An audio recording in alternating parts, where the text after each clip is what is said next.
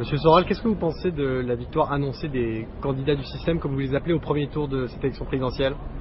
Je pense que c'est inquiétant pour la démocratie telle que je la conçois, c'est-à-dire que le système est fort.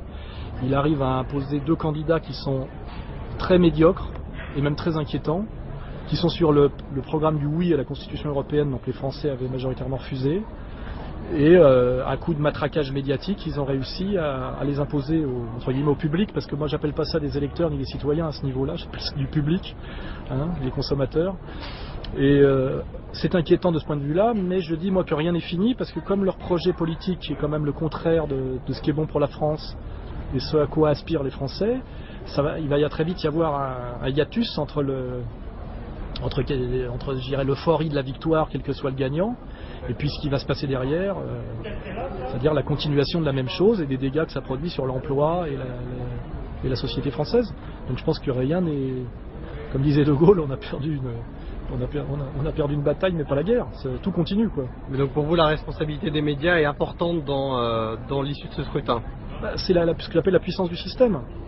C'est sûr que si Le Pen était traité à égalité avec les autres, ça serait pas pareil. C'est une course à handicap terrible. On nous a survendu les deux candidats du système pendant presque une année, je veux dire, toutes les semaines, Paris Match, Le Point, l'Express, etc. Et quand on a senti une lassitude, on a fabriqué de toutes pièces un troisième homme qui était Bayrou, qu'on a construit pour justifier encore l'absence de Le Pen.